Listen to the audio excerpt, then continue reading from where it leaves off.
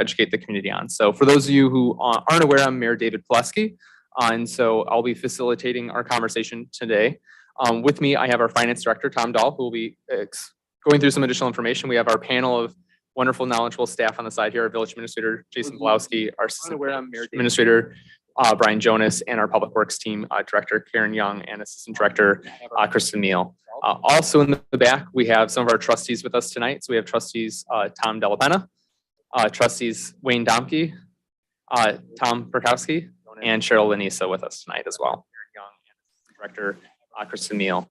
Also in the back, we have some of our trustees with us tonight. So we have trustees. That is new. Della Penna, trustees Wayne Domke, Tom Perkowski, and Cheryl Lanisa with us tonight as well. We'll work on that, but we'll continue to go ahead. So one thing I want to highlight, this is the fourth of our series that we've been hosting the community. So we've been hosting forums since March. So all those meetings have been recorded and are available online if you want to go back. And each one is kind of built on each other, but has some repetitive information to it. So in March, we discussed what is our infrastructure in town and how do we fund that, as well as some of the solutions that we have available to us. And on our May session, we talked about specifically wastewater, stormwater, and street projects in great detail. So that's a great one I would encourage everyone to go back and look at, specifically highlighting the projects that we need to cover through our funding, and then discuss how we fund infrastructure and then the solutions available. And really in July, and similar to this one, we've talked about the key funding projects that we're targeting, as well as the solutions and the cost impact on our residents. But to make sure everyone's kind of working off of the same base of information, why are we here tonight and why do we need to invest in our infrastructure? So we have had a number of regulatory needs pushed on us by the Illinois Environmental Protection Agency around phosphorus discharge.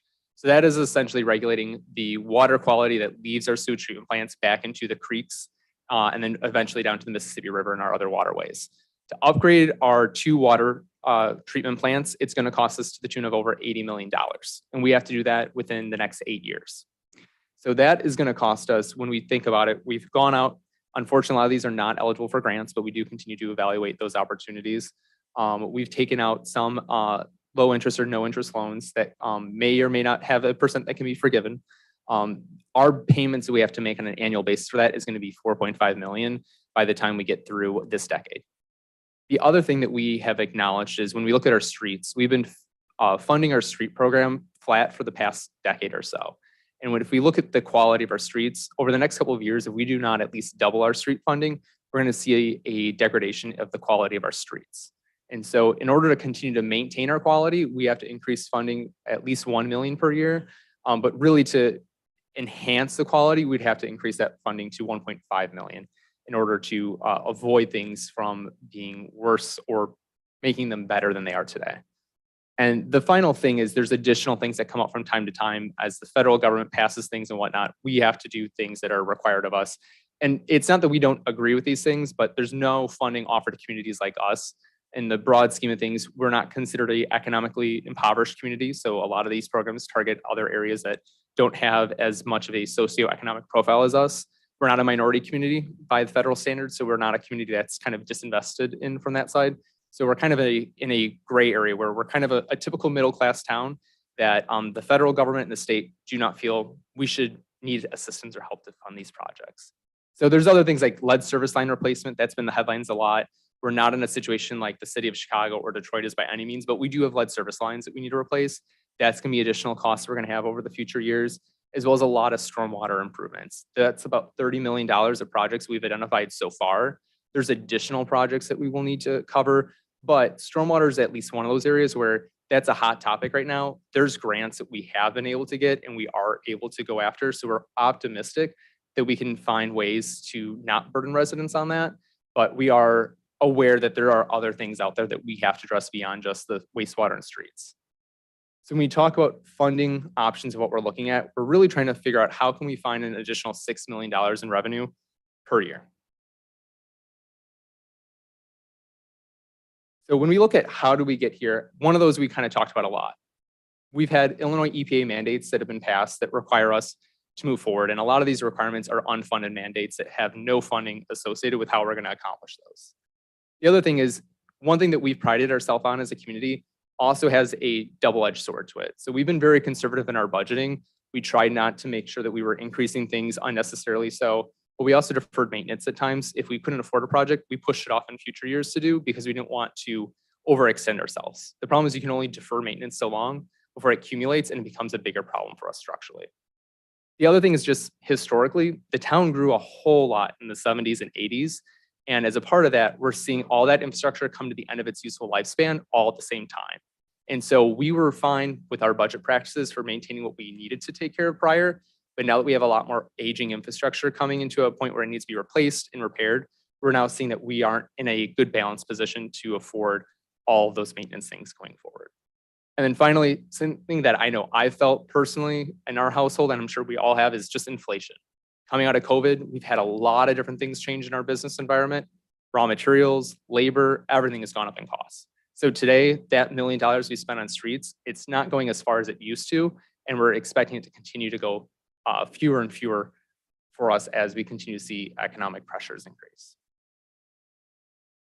So how do we fund infrastructure here today? And I know the biggest thing that people probably see and think that we get our funding from is property taxes. Property taxes in the village of Roselle make up about 10% of your property tax bill.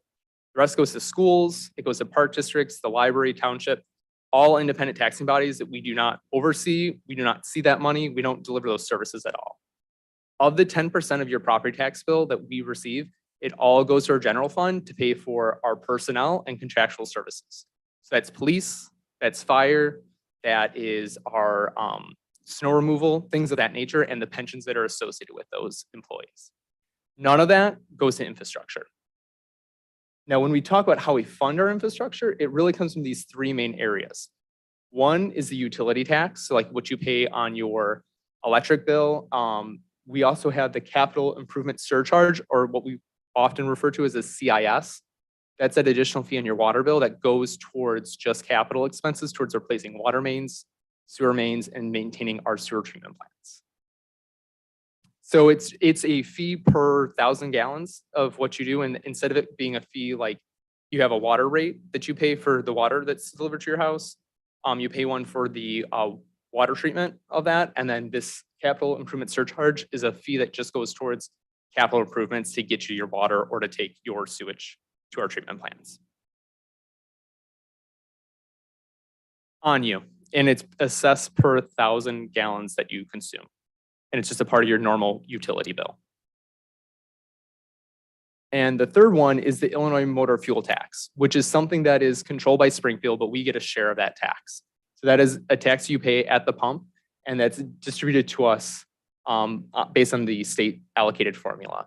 So out of all of those, we have some control over utility tax today, though there are thresholds that we can't cross. And the capital improvement surcharge is something that we do control. But outside of that, those are really the levers that we have to help us fund things today in our current situation. So when we go through things here, and I'm going to turn it over to our finance director, we really have three solutions of how we can address it. One is by increasing user fees and utility taxes. And this would look like increasing our CIS rates by 2 to 3 times. And I will say, not a popular decision or something that we really like, but that is a valid option. And we want to be honest about the options that are on the table, because that's something that the Board of Trustees could do tomorrow. Do we want to is the question. Solution 2 and solution 3 are options that require voters to make a decision on a referendum. One being a non-home rule sales tax, and the third option being having home rule status, which would allow the village board to institute a sales tax with less restrictions on it. So we're going to go through each of these solutions. And again, I think our whole point of this is educate the community. And we've been surveying and collecting feedback so that way the board can make an educated decision about how it wants to move forward, because a lot of this is going to require a community decision, because this is something that's going to impact everyone in our town. So with that being the case, I'm going to turn it over to Tom.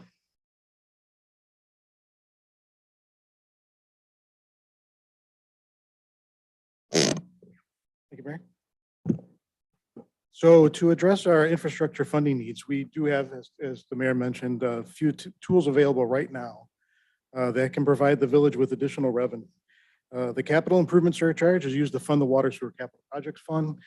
and provide funding for the repayment of debt issued to complete their past large projects. And of the 3.1 million expected to be collected in fiscal year 2023, approximately half of that will be used to pay off bonds and IEPA loans. So the CIS is the only item on your water bill that goes towards infrastructure improvements. And with no additional revenue, we would have to double and later triple the CIS rates you pay in order to reach the 4.5 million we need to cover the wastewater updates. In addition to increasing the CIS, the village could raise small amounts of revenue to better support street improvements through other user fees or tax increases. The village currently charges less than the Illinois state maximum for electric utility tax. So if we had enacted the maximum tax rate available to us in 2022, we would have collected $90,000 more in electric tax. And then another option is or another example, if we increase the sticker cost for a passenger car, that extra $10 per vehicle could generate about $130,000 in revenue. We could also create a municipal water utility tax, which is a 1% utility tax that would generate an additional $44,000 in revenue for streets. So the village currently receives, as I said, about 3.1 million in revenue from the CIS. I'm sorry. Sure.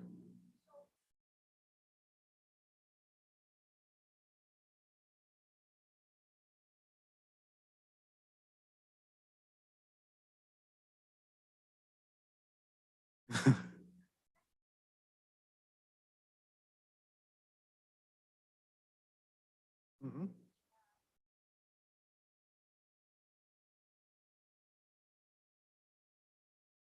Right, yeah, right, exactly. Not just central, but throughout the village. Yeah.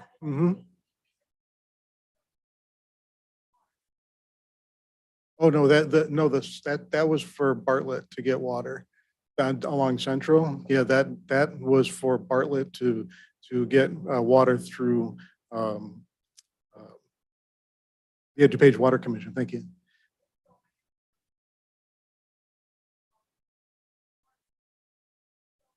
No, that. Yeah, so we have been getting water from Lake Michigan through the DuPage County Water Commission since the 90s. And so in the 2000s, after the recession, I believe around that time period, the board never had a CIS fee. You just paid for water and you paid for sewage. That did not cover the cost to maintain any of our pipes. That covered just the cost to buy the water from the city of Chicago and to run the sewage treatment plant. It didn't include any fees or costs incurred by the village to actually maintain the water pipes that go up and down all of our streets. So the board implemented the CIS then to help raise our ability to invest in doing sewer pipe lining, doing water main replacements and work like that. The problem is now we have new regulatory burdens on us that fee is not enough to sustain. So we can't even maintain our current infrastructure, let alone pay for the additional upgrades that we have to remain compliant. If we don't remain compliant, our permit to treat sewage would be revoked.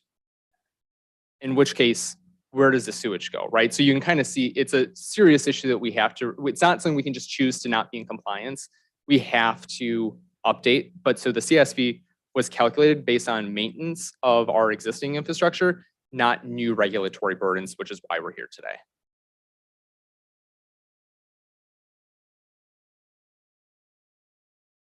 It will have to, unless we find other ways to seek revenue for that, correct. I mean, I think there's a lot of different things going on that could impact that. And I think those are things that, we'll talk about a little bit later and we can, I think, address that towards the end of the presentation, if that's okay.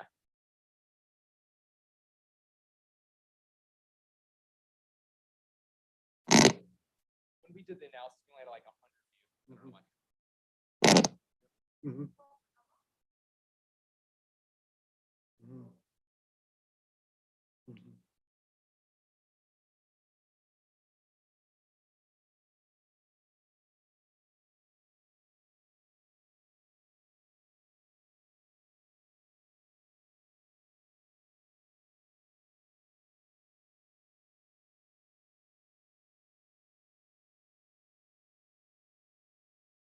We'll get to that. So, um, So we will eventually need the 4.5 million in annual revenue just to cover loans for mandated wastewater improvements. That means we would need to more than double the current CIS rates. This chart here looks at how CIS rates would change in order to leverage that funding. If we only rely on our available tools, CIS rates will increase to $7.50 per thousand gallons next year, and then would continue to increase until reaching $20 per thousand gallons in 2032. It's important to keep in mind that the CIS is separate from water and sewer rates. They serve different purposes. The CIS rate changes to fund necessary infrastructure improvements. Your water and sewer rates are established to cover the cost of purchasing water and to operate our water and sanitary sewer systems. And so the water and sewer rates will not escalate at the same rate as the CIS charge because water costs and operating costs will not increase as dramatically over time as our infrastructure improvement costs will. Yes, sir. Current at this time is, I believe it's $6.20 per thousand. So then it would jump up to $7.50 and then $9. And again, this is, obviously it's going out to 2033. This is a long time period. This is just, this is where we're at today as we look at that.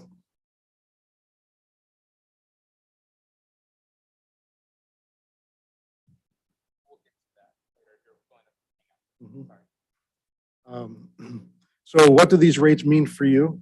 This chart shows how much an average water customer would pay in CIS charges per year if the village had to impose a CIS increase to pay for infrastructure improvements.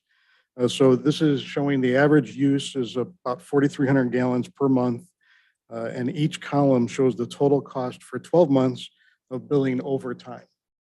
So without additional revenue, the average single-family home could pay over $1,000 annually in CIS fees by 2032.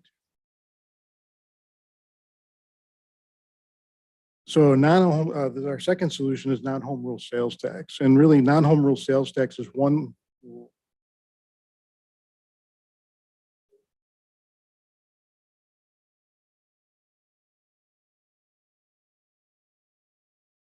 Per thousand gallons.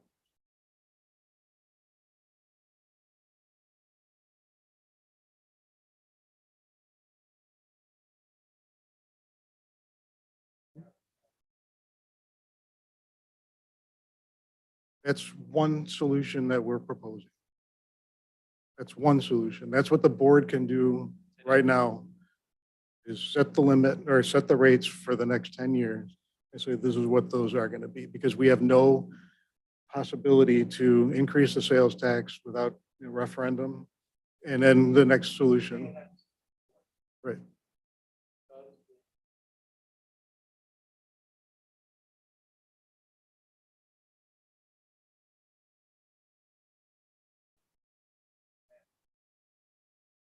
I'm looking at the 4.5. Just for the sewer treatment plant. Yeah. You wouldn't be able to address streets because we wouldn't take your water bill and try to apply it to.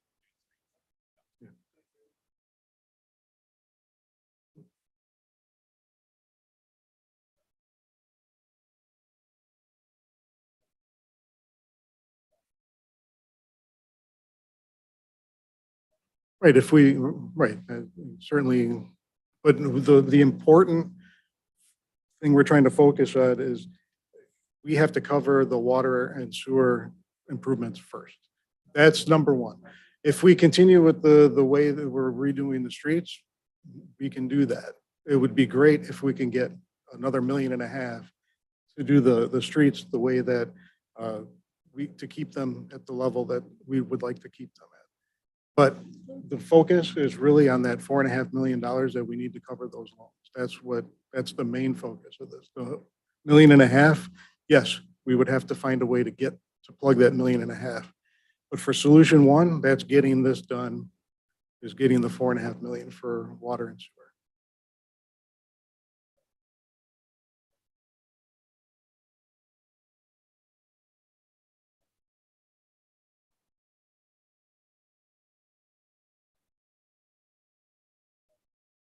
No, the loans that we have now, we're paying off. Half of the 3.1 million Right, that's what the 4.5 million.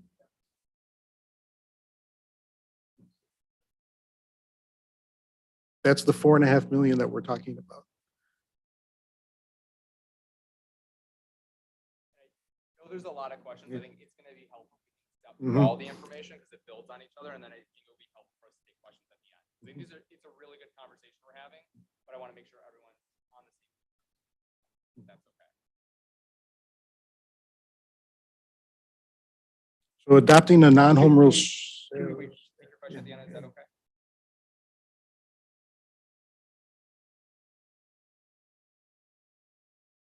FEMA doesn't pay for this. They They won't pay pay. for stormwater.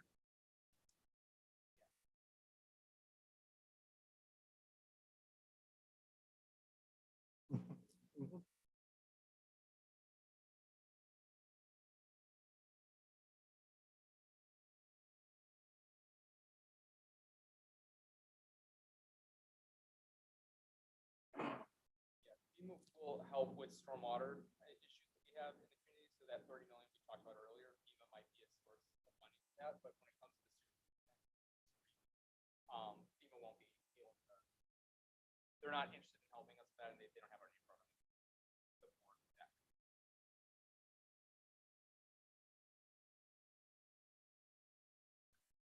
So adopting the non-home rule sales tax of just 1% would more than double the revenue that can be used for infrastructure improvements. However, the non-home rule sales tax has a maximum rate, pardon me, of 1%. So if we were to pass a referendum for this, we would not be able to increase the sales tax rate at a later date due to our non-home rule status. We would not be able to increase this tax if we needed to generate more revenue for infrastructure improvements. The non-home rule sales tax allows us to capture revenue from people who come into Roselle for dining and shopping. Other communities around Roselle have more ability to impose taxes that generate revenue from visitors than we do. On the plus side, adopting the non-home rule sales tax would increase funding for water and wastewater, the most critical need due to federal and state mandates and their high construction costs. Additional revenue has to cover this first, as I mentioned. On the minus side, non-home rule sales tax would not generate enough revenue to cover the 4.5 million needed annually to cover loans for water, wastewater improvements on its own. And it would still be accompanied by CIS increases to help make up the difference. And no additional funding is allotted for street improvements. So CIS rate increases, pardon me, will happen no matter what, so that we can continue funding the water sewer capital projects fund. With sales tax revenue, though, we can keep rates lower over time for residents. And this chart demonstrates the impact of having additional revenue from sales tax on our CIS rate schedule. The blue line is the same as the first chart I showed. What CIS rates would have to be to cover infrastructure improvements with no additional revenue. The orange line shows projected CIS rates with additional revenue from sales tax. If we receive 3.5 million from a 1% non-home rule sales tax, which would get us close to that 4.5 million minimum we need for infrastructure, CIS rates would increase much less dramatically, just 25 cents every few years after 2025.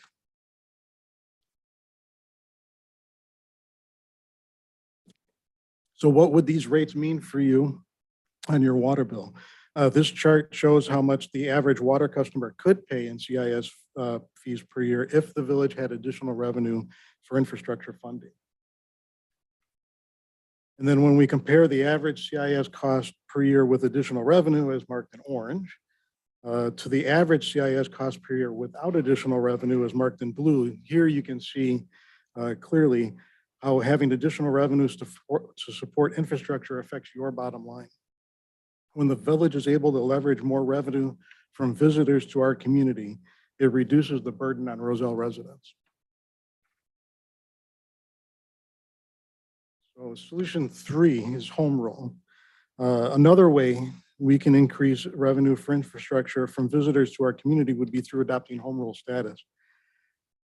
Home rule grants municipalities more flexibility to address local problems with solutions tailored to their communities, such as creating new revenue streams to support community infrastructure. Municipalities are automatically granted home rule status when their population exceeds 25,000 people. But 2/3 of home rule communities in Illinois earn their status through referendum when their populations were less than 25,000 people. As a non-home rule community, it could be more expensive for us to borrow money to complete major infrastructure projects because there are fewer financing solutions available to us. This can increase the overall cost of a project. And Roselle also has limited ability to generate revenue from people who come through town like neighboring communities do. Okay.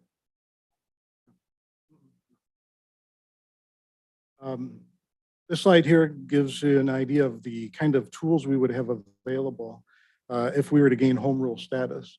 Sales tax, local gasoline tax, and pursuing a credit upgrade are highlights. These are the most relevant to our conversation today surrounding infrastructure funding. New regulatory and policy possibilities include licensing businesses, landlords, and short-term rental homes, just to name a few. And even if we were to gain home rule, we would still have to abide by limitations of state law. We couldn't establish a real estate transfer tax without a referendum.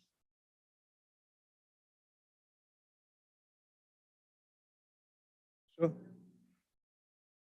pardon me? So in a lot of communities, some of the mainly home rule communities, when you sell your property, there's a tax. So if you, for every $1,000 of value, you pay a tax. And it's either the seller or the buyer. So it depends on the community.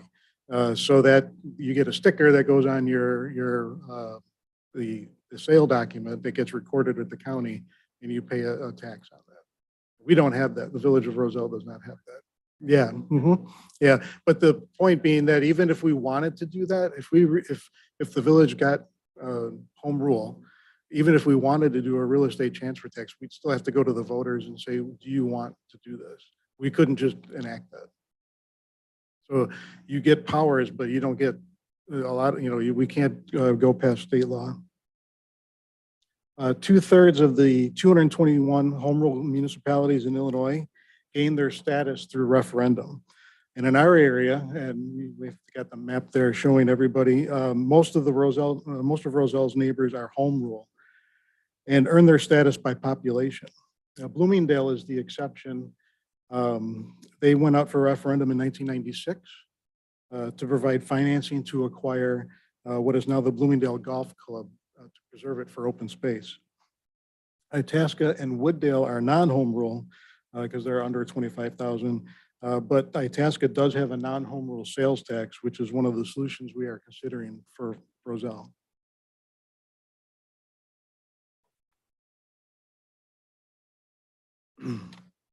So to give you an idea of just some of the kind of revenue we could generate from a home rule sales tax and local gasoline tax, we pulled figures from neighboring communities. So when you shop in Schaumburg and Bloomingdale or other communities on the chart, your sales tax goes to those communities. The outline section of the chart there in the middle shows the sales tax rates these communities impose and the millions of dollars of revenue they generate from their residents and visitors like you and I. The same is true for buying gas. Purchase in a community with an additional local gas tax, and you are paying for their roads. So you can see Bloomingdale, Carroll Stream, Glendale Heights, Hanover Park, Schaumburg all have a local gas tax. Roselle could do more to capture revenue from visitors like other home rule municipalities and put our community on a level playing field.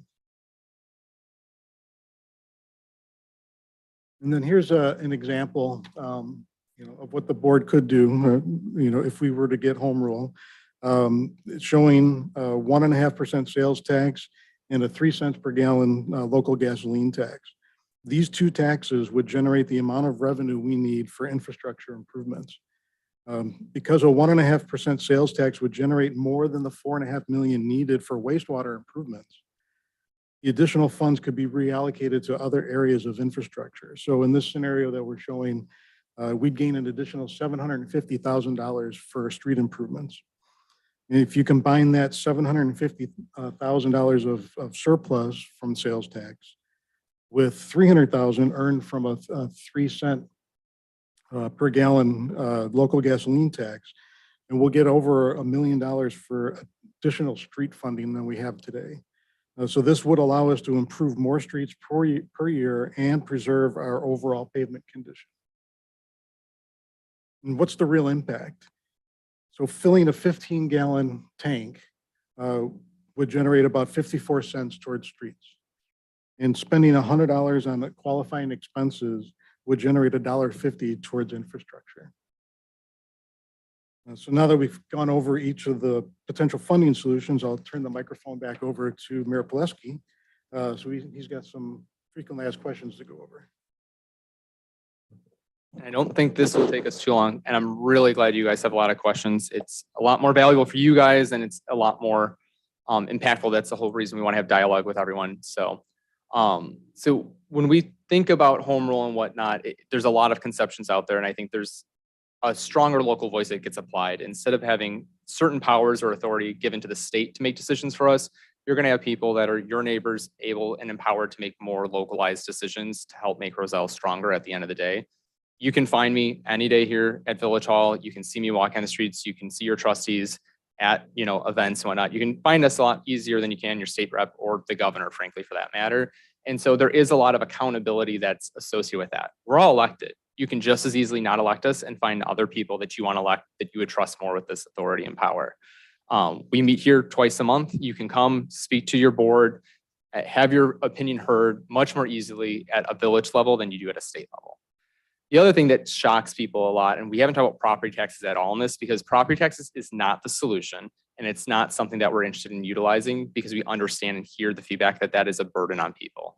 The thing is, home rule communities actually become less reliant on property taxes because they have far more ways to diversify their revenue streams instead of only having to focus on a few select items that they can gain revenue from.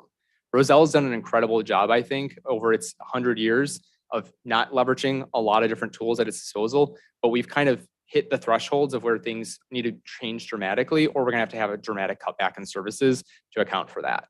So the concern about property tax is something that we all have, because I live in town. We all live in town, and we pay taxes too. I'm not exempt from any of that. So we don't want to put that burden on our community as well. So I know a lot of times people talk about, the whole option of, is this going to affect your property tax and selling property? And I think the one thing that we also hit on is the real estate transfer tax. And that's something that we cannot impose even with home rule authority. And again, as people who live here, own properties and run businesses in town, we don't want to inflict that on our community as well at this time. We think there's other things that we can do that we've outlined that would solve this issue. I think another thing that came up is like, what are other ways, right? Some of these things could change. New regulations can come up. Some of these solutions, even if we didn't pass home rule, what are other things that we can do? One of them is like, why can't you just grow the community enough so that you just get home rule? We don't have to ask for a referendum. The thing is, that's never going to happen. Okay. I know a lot of people think we're building apartments so we can get to home rule, and the village is trying to annex properties so we get to that magical number. The fact is, it would take 6 Metro 19s to be built in this village in order to get to that threshold. The fact of the matter is, we don't have enough land to do that. And we also know that would dramatically change the character and the culture of our town. And that's not something that we want to do. For us, we grew over a 22-year period, 3,000 residents. So if things were to naturally evolve and develop and get denser, that's the length of time it would probably take for us to realistically grow to 25,000. So us asking for home rule authority is purely something that if the board made that decision as a strategic goal, it's not some power maniacal kind of dream that we've been kind of concocting with development. The thing is, and this is, I think, a really important, powerful graphic in my mind, there's 3 things that are in tension with each other, right? We can either keep our town with lower density, not have a lot of these big apartment complexes. We want low taxes. No one wants to pay more to the government. I don't want to pay more than I have to, but we also want stable public services. The problem is you can't have low density and high quality public services and not pay higher taxes. Similarly, you can't have low density and low taxes and not expect service cuts. We have to have a compromise. And I think that's why we're having this forum, this conversation, is what's the right compromise for what we want to have. I would love to hit the sweet spot in the middle, If I could, I would have something that I could go consulting across this country, make a lot of money.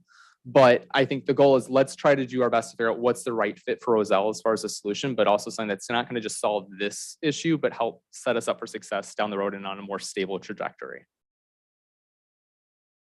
So another option is, well, you're only talking about increasing money. Why aren't you cutting, right? How can we save money today? And I think if we go back to the recession that happened in 2008, we made a lot of cuts to the village and we have not restored our same services or the same structure to our organization since then.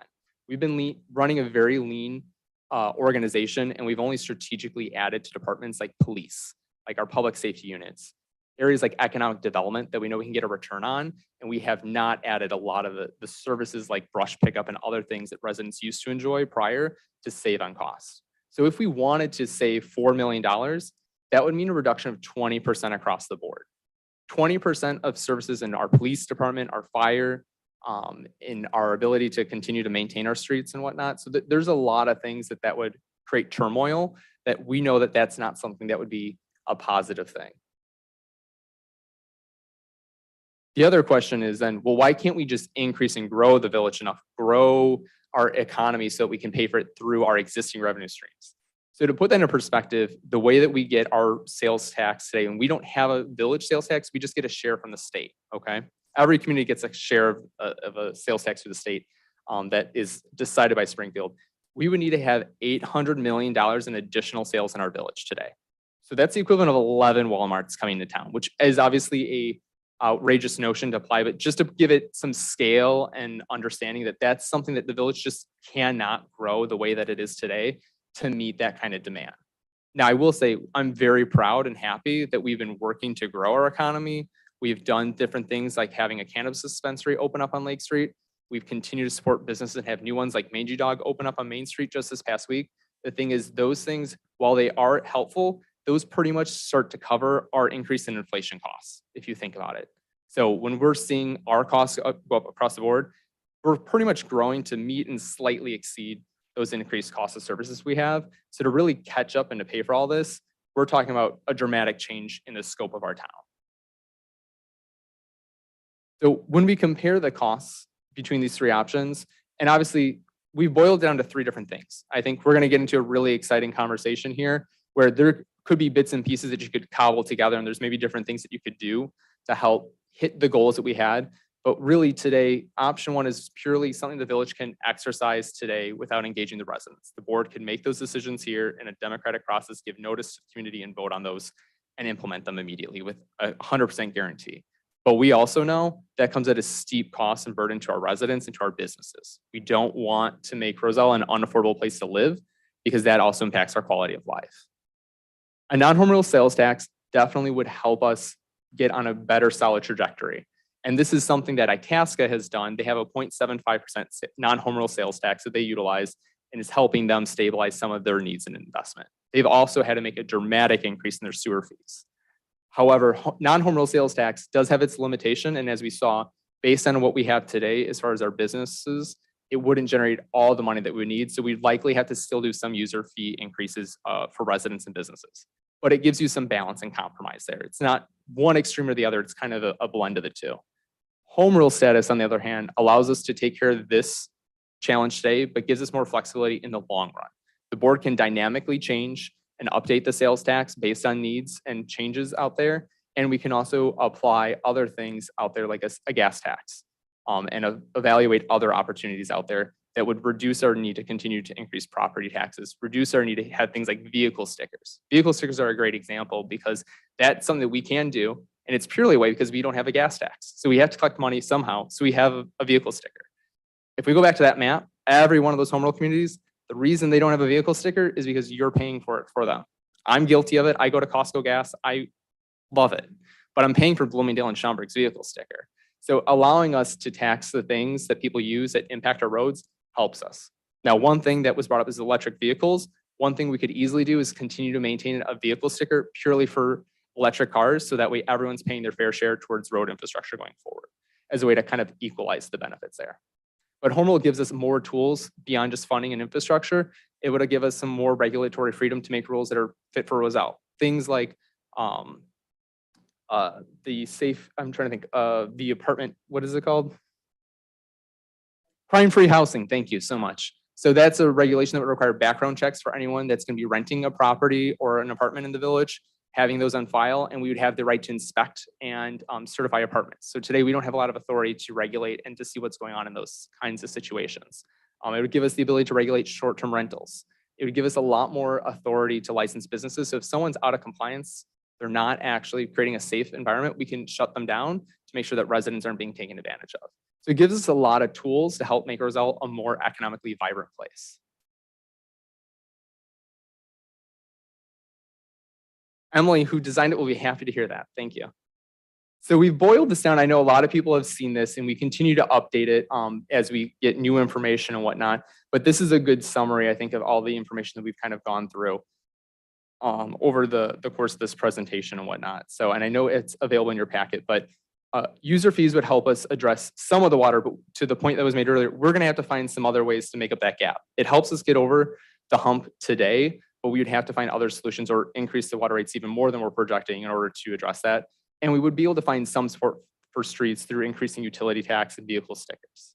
Non-home rule sales tax gets us some of the support we need for water, but then we'd have to evaluate some of those ones that we mentioned in user fees in order to make up the differences there, or find other things that we can do to fill in that gap. Some of these gaps, we can probably grow ourselves there reasonably with good strategic planning, but we could never fill this all in with growth.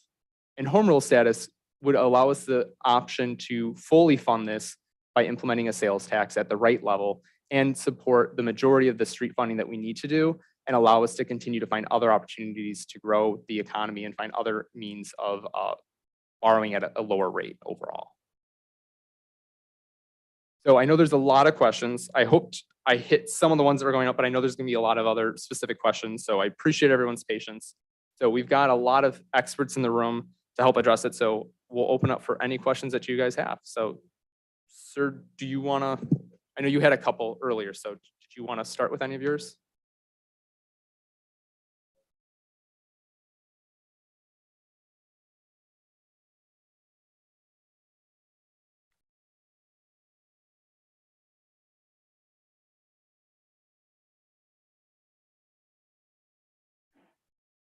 Okay.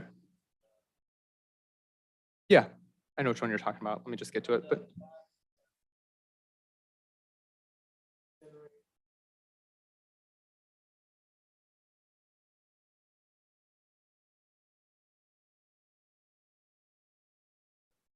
Yeah. We have a rate of $6.20. So next year we're slated, the board will be doing their budget conversation in October and November. So we'll be discussing passing the rate fees to be $7.50 next year, $9. Based on what we've already committed to from a project perspective, those need to occur. However, the future projects that are planned out there, that's what you're kind of seeing the difference from before, where it's going astronomically up higher. If we were to be able to implement a sales tax of any kind, that would help us divert away from having to escalate things this quickly. So this is not sales tax though. This is your CIS rate, but So the bottom line. yes, correct. That's your water. That's your CIS rate.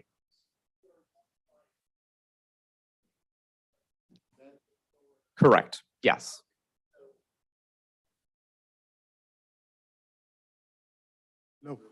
No, Our total sales tax revenue today. well, it's about 4.2 million, but that is for the general fund. This is saying that if we pass a non-home rule sales tax, it would go to here first.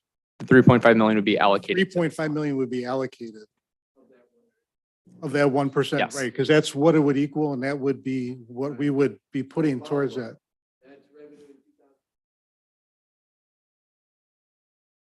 Right.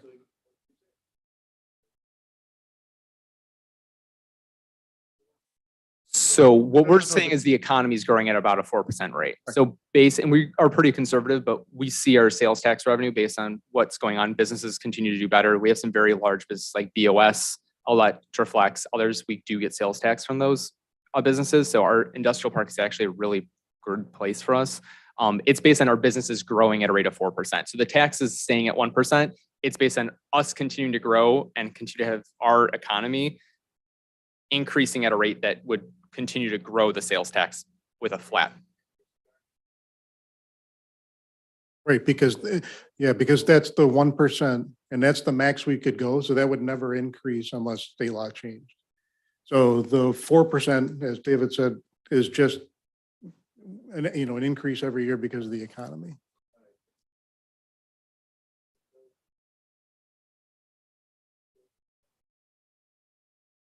Correct.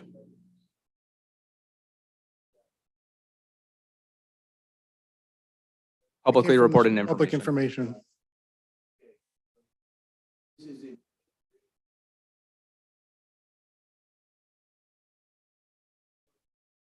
That's their current, which would the percent? That's their current rate. It's their current rate. It's their current sales tax rate. In last year, it pulled in that much, correct? And obviously, we understand everyone's economy is different, right? Like Edison has a ton of big box stores that helps drive that, right? So, and our numbers would be lower than that, but I think it's important to note, like, I hear a lot of this notion that, we're going to disadvantage our businesses or we're going to become less competitive if we had a village sales tax. Fact is, we're surrounded by sales taxes. So I don't think as a consumer, I don't know that it's a 1.25% sales tax in Addison, but it's only 1% if I'm at Stratford. But our businesses they should be benefiting right now the fact that we don't have a sales tax. But I don't think anyone realizes that they're still shopping other places, I guess is my point. So, but.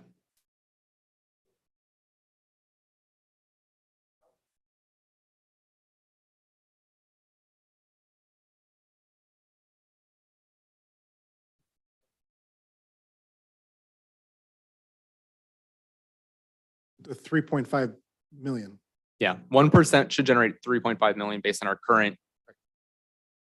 prior year performance in the community.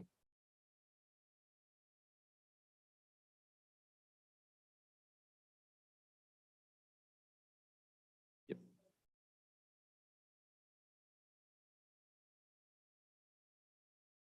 Actually, we've seen it higher than that. So like this year, right now, we're at about 8%, but I use 4% just to be conservative.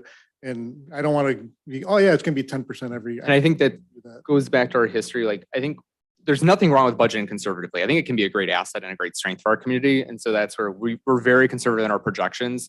The thing is, depending on how you pass the non-home rule sales tax, the board doesn't have the ability to change that very much. Okay, depending on how that's worded. A home rule authority gives the board the ability to dynamically update and change those fees based on what's happening. So it can go both ways. Either the village might increase it because of other regulatory burdens, or we might find out we had some really good years and we grew by 12% instead of 4%, right? So we could say we're actually not going to increase it. We might decrease it, right? So it gives us more flexibility as times change. The board with home rule has the ability to make more adjustments depending on how we were to implement a non-home rule sales tax. Yes, follow. Mm-hmm. Mm-hmm.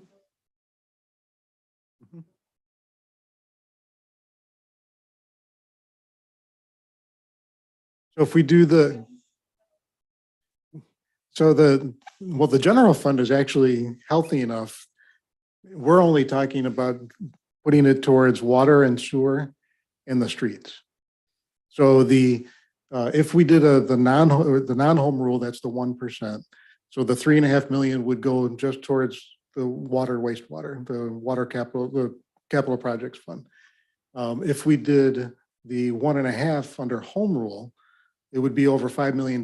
So the 4.5 would go to the water, sewer, infrastructure, and the remaining amount would go to the streets.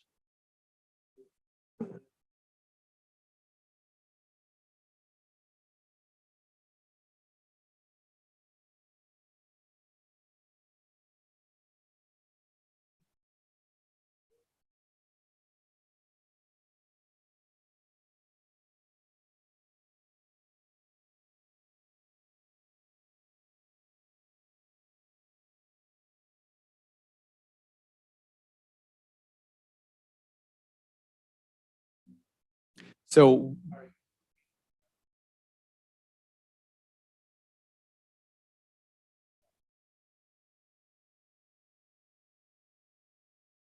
I would say, I mean, I wish we had a crystal ball to answer that fully, to be quite honest with you, right? Because we know anything could, but to your point, yeah, in theory. So I think one thing is sales tax would probably remain flat in all honesty, and we would focus on continuing to grow the economy. So if we grow the economy, then the sales tax generates more revenue for us. But to your point, yes, we would be in a kind of a net neutral position where the revenue coming in would pay for the debt servicing that's paying for the sewage treatment plant. And over time, we would either be able to either have options, quite frankly, on the table we wouldn't have otherwise, where we might borrow less and use some cash to pay for these projects. So we're borrowing less over time, and finding other means and mechanisms to cover it. But we would be at a neutral point at some point.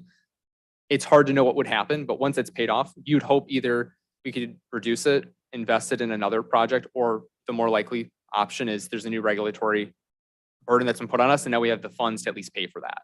Most of these communities they're just doing some rate increases, but they're able to address a lot of this by just shifting their capital around, and they're very comfortable. We're all using the same funding mechanism that's being provided to us, quite frankly. It's just some are borrowing less and using more cash to pay for these because they have the ability and they have the revenue to do it, and they have that luxury.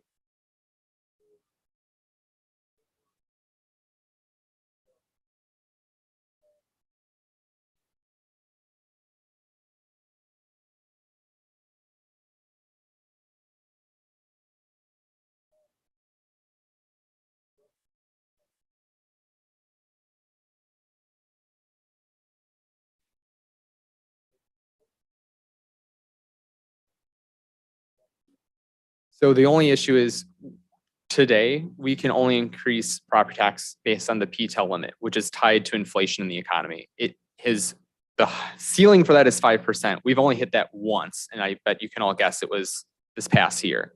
So we would only be able to increase property taxes at that level, and it's usually been around, correct me if I'm wrong, Tom, like 2 or 3%, or lower. So we could only increase property taxes by law at that limit that's afforded to us if we had no home rule authority. If we had home rule authority, we could increase property taxes.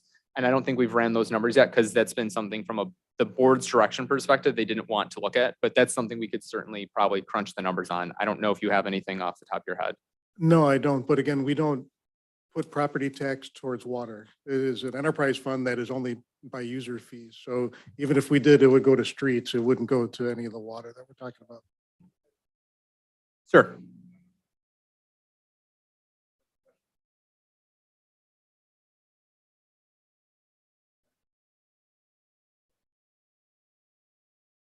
We are on the calendar year, which I think is a beautiful thing, frankly.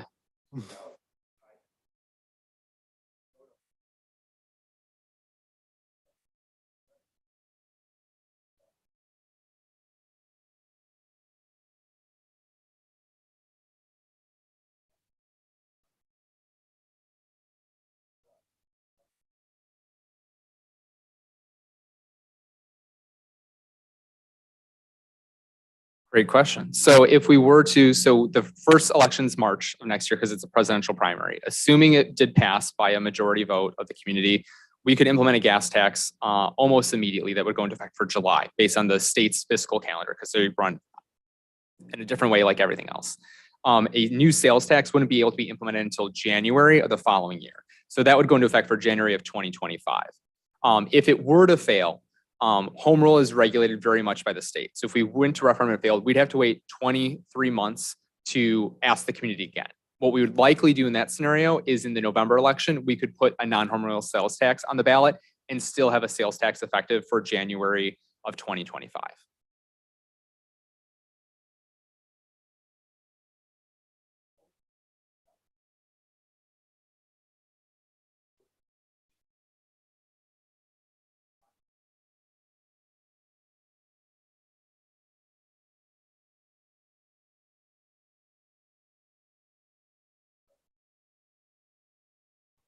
So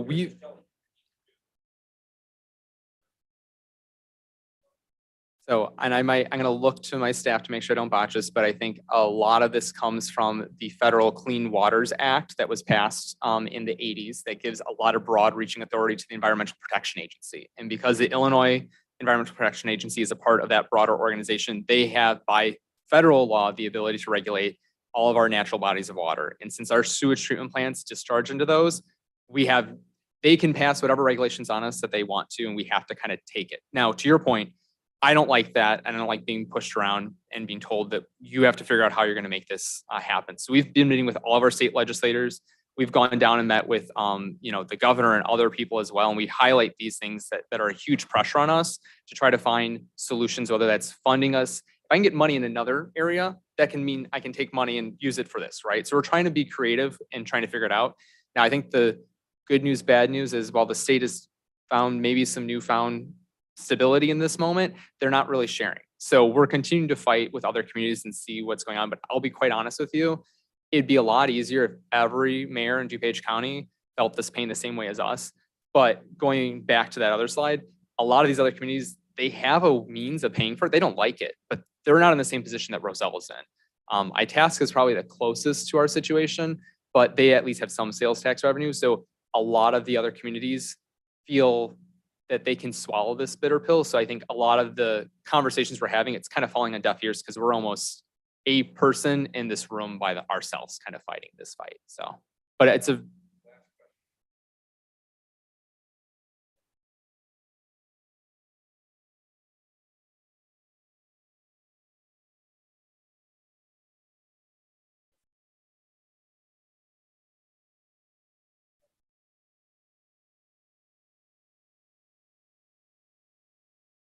so I think that's always the difficult thing to find out. I mean, the lead service lines was something that we kind of saw coming with all the news stories and whatnot. And at least we have a good plan on that end, I would say, and that we have some more time to implement. And based on the impact to Roselle, it's not as bad as it's in some other communities. So that one is one that we're working through as we speak. It's hard to know. I think a lot of things are going to be probably around the same kind of treatment of water and how it's being discharged and whatnot. Right. So, and I think other thing is like pensions, and those are going to be another thing, how we true up those. Thankfully, the village, I think, is on a good path there. I mean, we're in about the average pack of people and whatnot as far as how we're funding those, but there's going to be a lot of change that could happen by Springfield's kind of design on that end. But I think that's where we're trying to be more flexible in how we can meet these needs. So that way we have that ability to address the next bombshell, to your point, that's going to be dropped out there on us. So, ma'am, I know you've been very patient, so. Yeah, the FEMA funding. So the FEMA funding, yeah, that's related to more disaster preparation readiness. And so they come in with more like the flooding issue. So since we're treating essentially human waste and discharging it back into our natural bodies of water, that's something that's.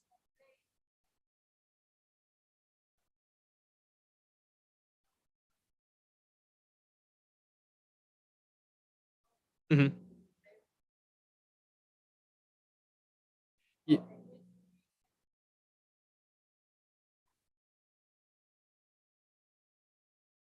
Yeah, we've talked to a lot of different agencies to see, and what it comes down to is they feel this is a obligation of what we have to do, and so we need to figure out a way to pay for it. Is kind of what we've been told, that this is something that everyone's kind of responsible for.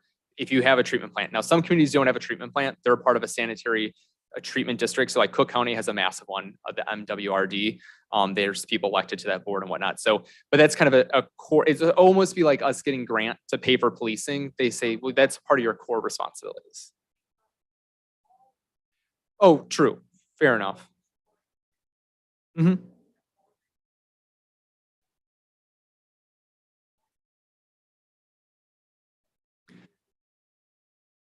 Yeah, I'm looking at our public works team, and they're nodding their heads that they've looked into it. So it's unfortunately, but it's okay.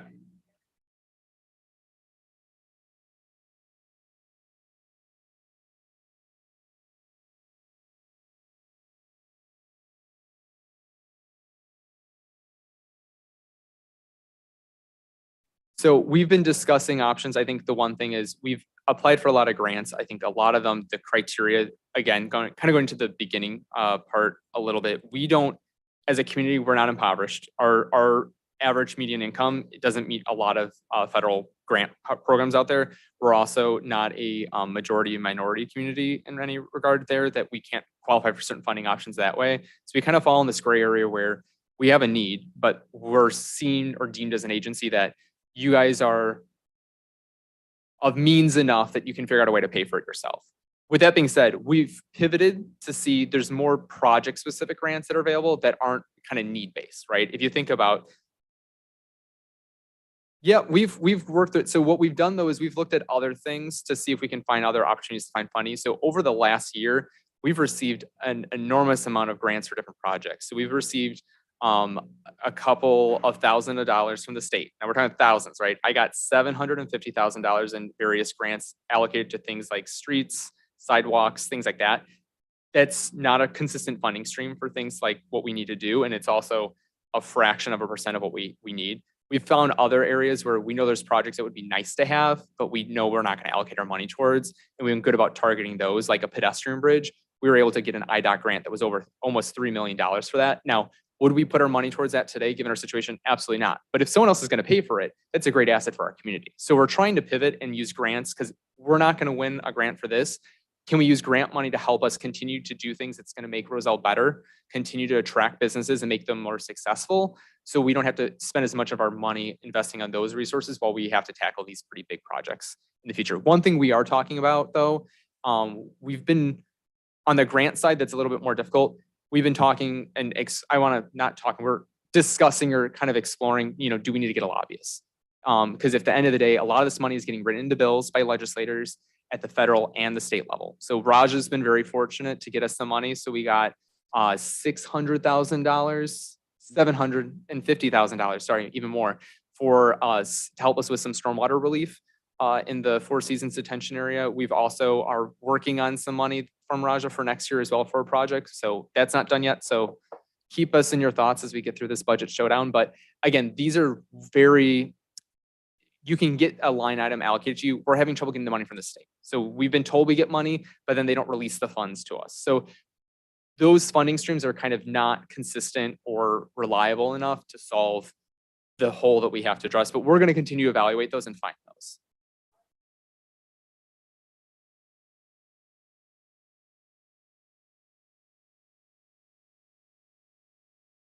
Yep.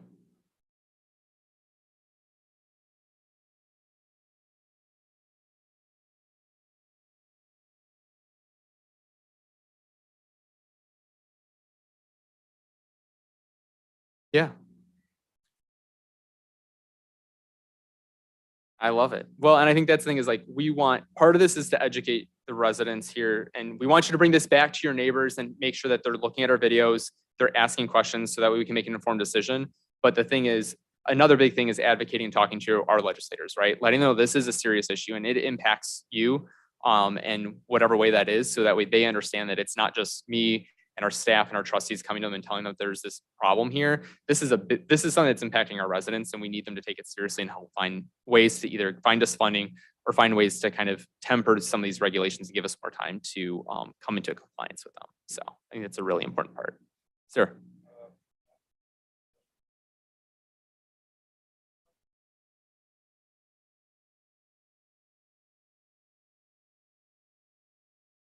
Correct.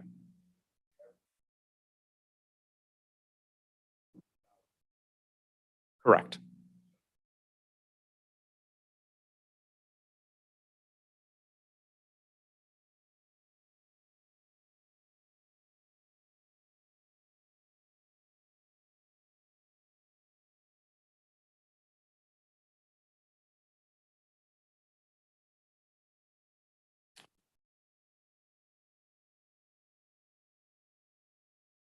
That's about, all right. Mhm.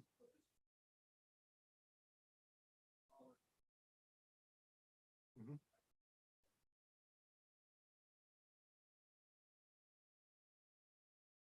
For this year. Yeah. Mhm. Right. And this is Well, using the average too. And the other thing I would say is that's just a CSI rate, right? The one thing that we don't have control is what rate the city of Chicago charges us for water. So we had to increase and the sewer rate, but absolutely agree. And I think that's where we know that some of this, we all have to chip in, right? And I think that's the whole idea of the CISV is we're all helping pay for the infrastructure that we need and use every day, because otherwise our home values would plummet, right? But there's a scary increase that can happen here, to your point, where we cross from doing your part to this could really decimate certain households. And we want to make sure that we're trying to temper that. And in CIS, I know a lot of people feel like that was a temporary fee that was put on to help temporarily. But the thing is, we will always have water mains. We will always have sewer mains. We will always have 2 sewer treatment plants that need to be upgraded. CIS is never going to go away. The price may fluctuate, but it's always going to be something that we're going to need to account for because there's infrastructure underlining there that we have to address one way or another. And so this helps us stabilize that, I would say, by giving it a shot of adrenaline from sales tax revenue potentially, but it will always be something that will see some moderate increases, but we don't like to see $1, $2, $5, $10 increases over a short period of time like that. If we can avoid it. Yes, sir.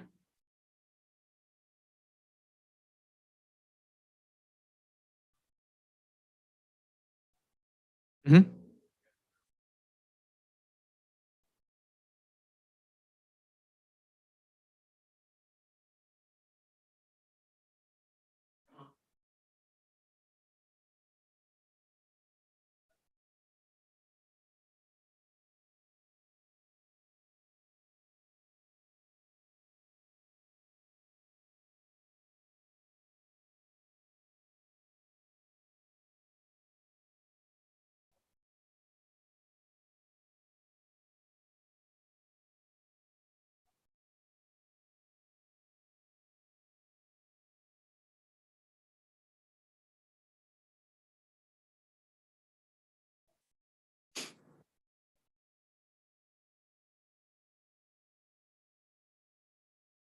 Mm-hmm. Yeah, the street side.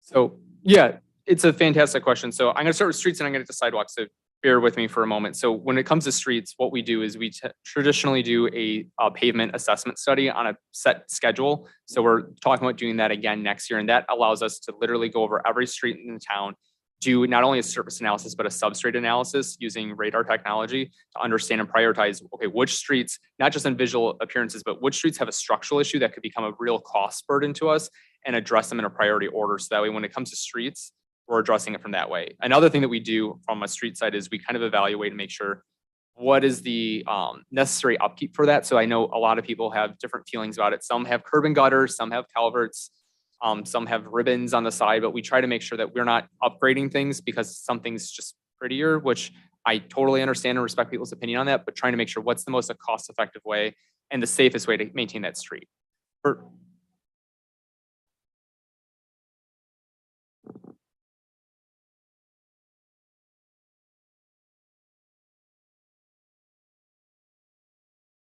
Yep.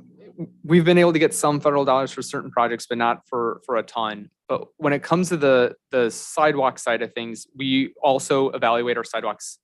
We divide the town into quadrants, and we evaluate each quadrant on a rotating basis to evaluate and understand. So that way, from a contractor kind of mobilization perspective, they're in a compact area, which saves us some money. They're able to get the job done quicker, which saves and gets that dollar to go further.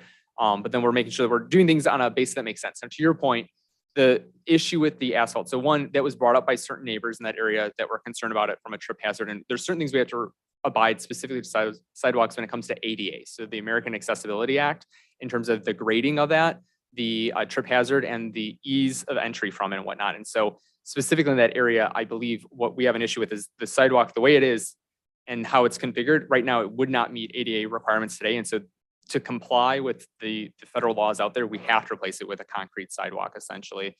If we were to maintain it, that would trigger certain things from that side of things.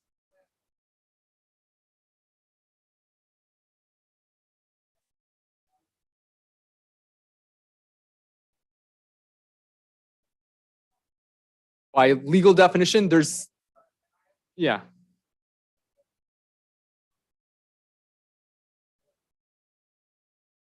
But your comments will put, and I understand exactly where you're coming from though.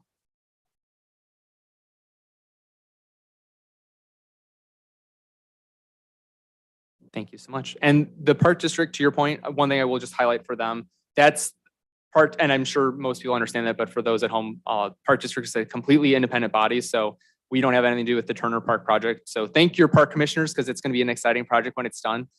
So. Yeah, but that's not, we have no oversight or visibility to it from that side of things. So I think they did a fantastic job too.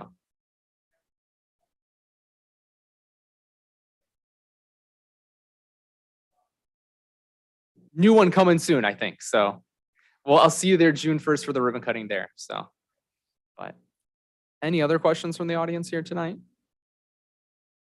Yeah.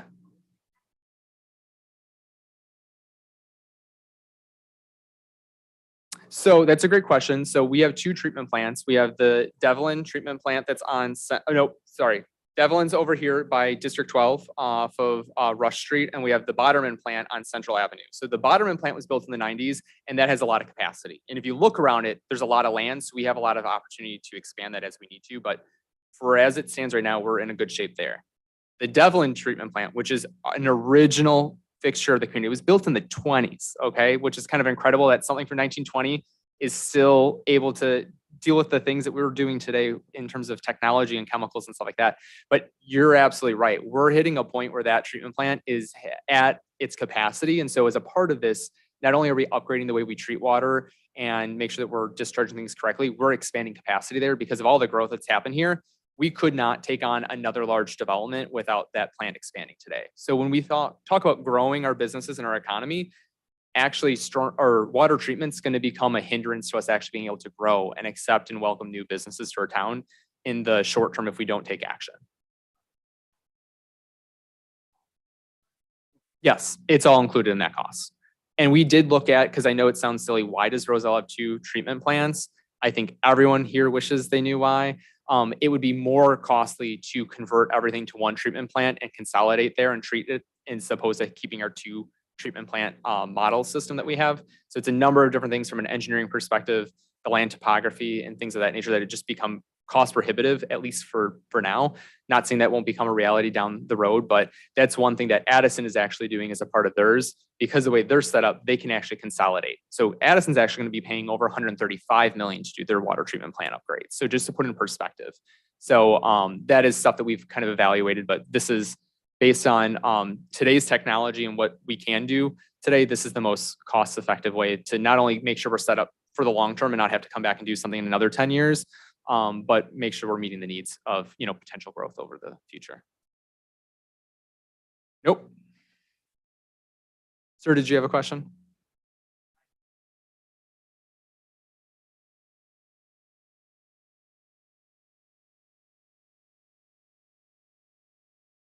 So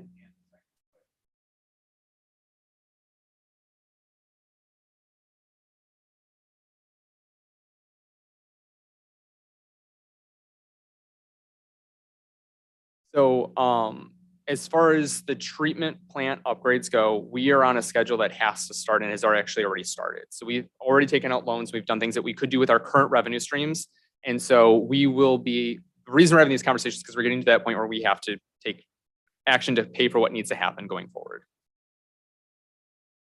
We've tried. It's not grant eligible. It's something that it's not grant eligible. No one wants to help pay for this. So, which is shocking, but that's why we're here tonight. So we will be having a special board meeting actually next Monday for the board to discuss the feedback that we've got. So this is our fourth session. So we've had a lot of feedback from residents. So feel free to fill out the paper slips that you've either grabbed earlier or you'll be given at the end. You can also fill out a survey online. But so we've been doing a lot of these education series with residents, collecting feedback online, in person and whatnot. So the board is going to meet on Monday to discuss what are these options do they want to move forward with. And so we'll know at least at that point next week what the direction is from the board as far as, if they wanted to initiate a referendum, the board can absolutely do that. We'd most likely vote on that in October to put it on the ballot. And then the earliest, like I said, you would see it as a community would be on your March primary ballot. No grants anywhere because everyone's in the same boat. So they can't give money to everyone. So we're going to have some idea about where it goes shortly from that side of things. Regardless of what happens though, the rate hikes are probably something that will have to be passed to make sure that we can guarantee future obligations unless we are successful in one of the referendums. So.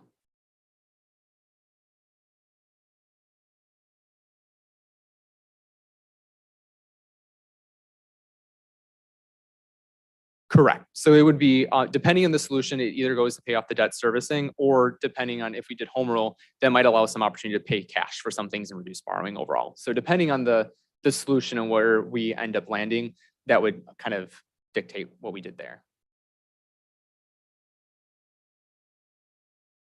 Correct. Exactly. And actually 2/3 of communities who have home rule status, the community voted to get them home rule status at the end of the day. And to the best of my knowledge, I don't think there's a single community in Illinois, maybe one, that had their home rule. I guess there is three. I'm looking at my village. There's only 3 communities who've had their home rule status taken away from voters. So it's not something that's permanent, right? Just like we can be voted out, you can choose to take that power away from the village. It's not an absolute power at the end of the day. So I think that's something to keep in mind. Nothing's absolute in this day and age. So any other questions? Yes.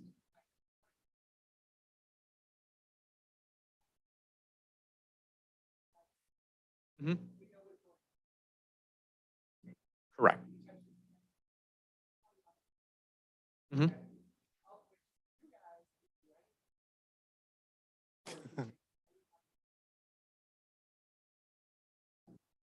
Correct. Or your vehicle sticker as well.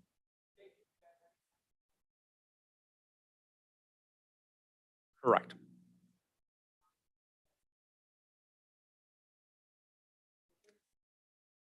Correct. Yes. Correct.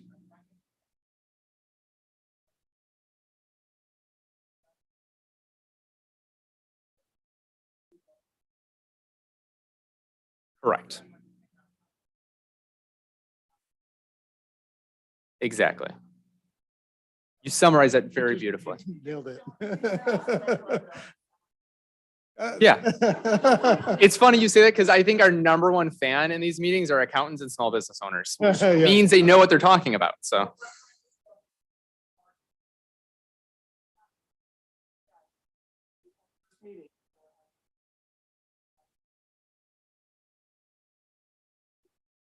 According to that rate, yep.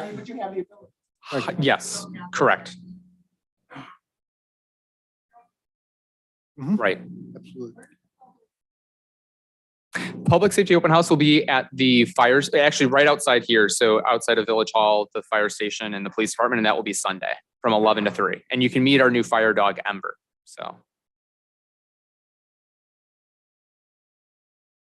And the nice thing about Ember is she's one of 2 search and rescue dogs in all of DuPage County, which means on any call that we go out to service, other communities are paying for our services there. So the dog's pretty much cost neutral from that side of things. So a new service to the community without, adding cost to our residents. So like if there was like we had a tornado, which thankfully was not horrible in our community, if that, a home collapsed in and they were trying to find a person in it, the dog would be able to navigate the rubble to try to signal that there's a person buried there or not. There's also been issues where people have gotten lost because they're confused and they're, in fields and whatnot. Dog can help kind of find a scent trail and track them down.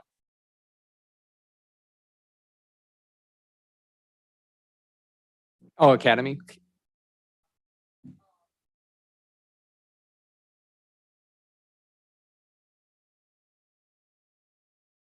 Oh, the Citizen Police Academy? Yes. Okay.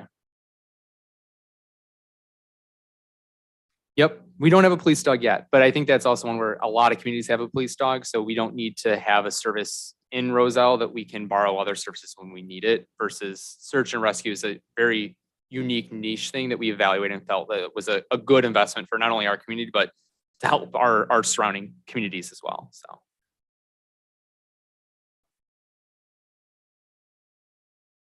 Yeah, exactly. So. All right. Well, you have fun. Thank you for joining us tonight.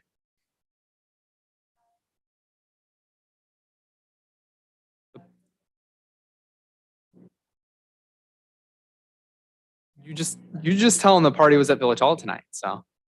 Are there any other questions from the audience? Otherwise, we can wrap it up. And we'll be here. So if you have any other individual questions or feedback you want to talk to any of us, we're here to talk with you guys. So thank you so much for coming, and more information to come soon.